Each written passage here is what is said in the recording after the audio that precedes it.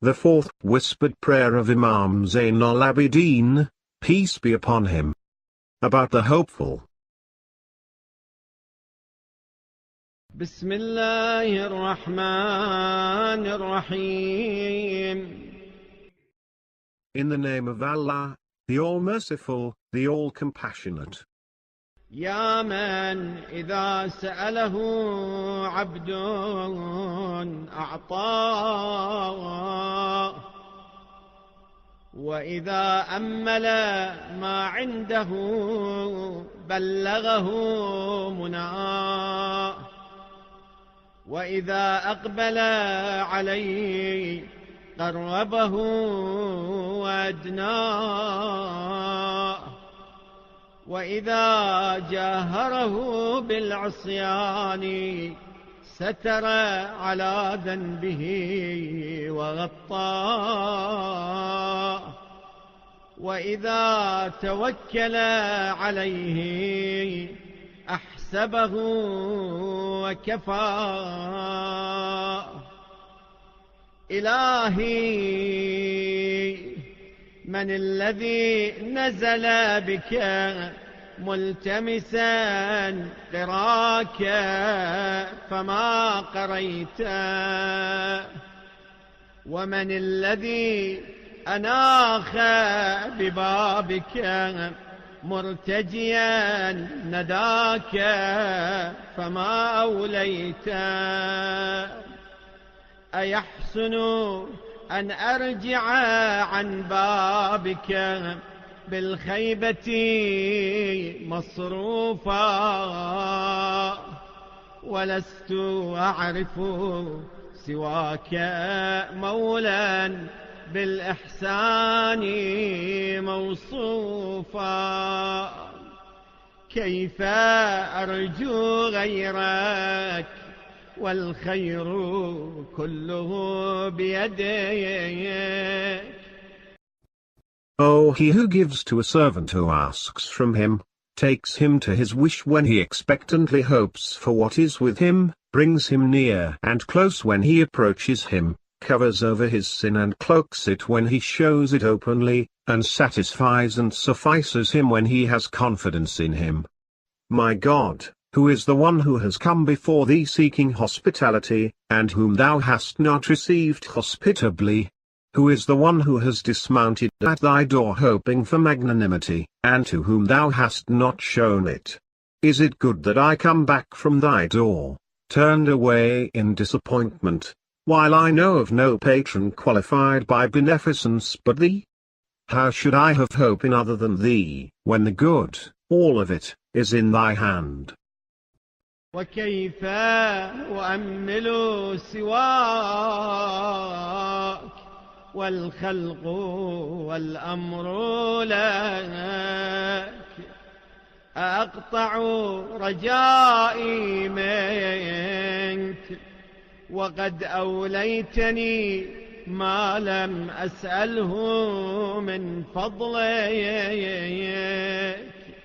أم تفقرني إلى مثلي وأنا أعتصم بحبلك؟ يا من سعد برحمته القاصدون ولم يشقى بنقمته المستغفرون، كيف أنساك ولم تزل ذاكري؟ وكيف ألهو عنك وأنت مراقبي؟ How should I expect from others, when thine are the creation and the command? Should I cut off my hope for thee, when thou hast shown me of thy bounty that for which I have not asked? Wouldst thou make me have need for my like? But I hold fast to thy cord.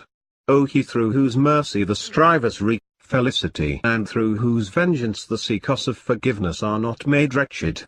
How should I forget thee, while thou never ceasest remembering me? how should I be diverted from thee while thou art my constant watcher? إلهي بذيل كرمك أعلقت يدي، ولنيل عطاياك بسطت أملي،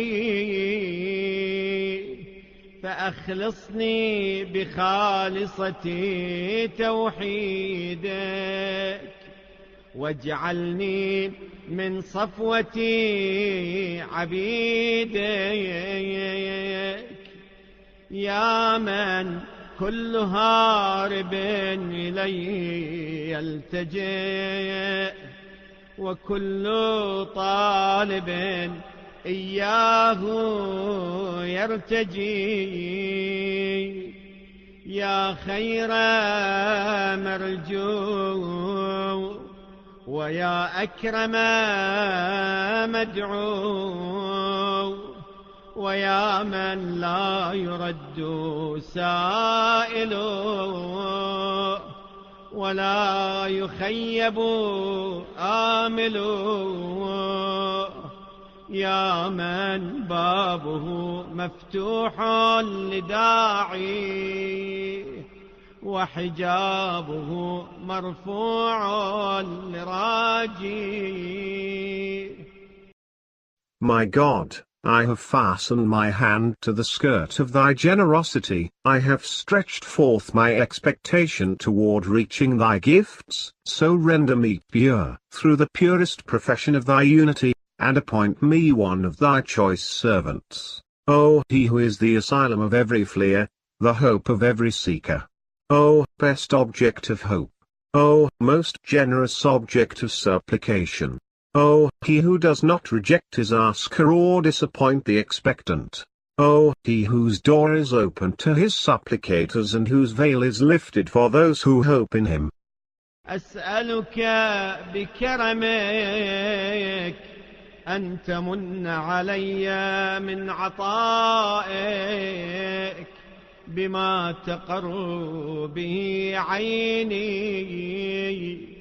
ومن رجائك بما تطمئن به نفسي، ومن اليقين بما تهون به علي مصيبات الدنيا، وتجلو به عن بصيرتي غشوات العمى، برحمتك يا أرحم الراحمين. I ask thee by thy generosity to show kindness toward me through thy gifts, with that which will gladden my eye, through hope in thee, with that which will give serenity to my soul, and through certainty with that which will make easy for me the afflictions of this world and lift from my insight the veils of blindness. By thy mercy, O most merciful of the merciful,